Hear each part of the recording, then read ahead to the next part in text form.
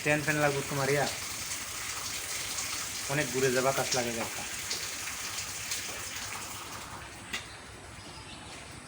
একটা লাগাই দাও ফ্যান লইব মানে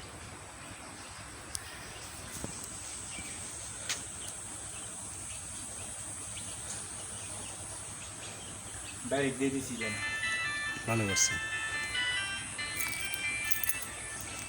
আইসেন ভাই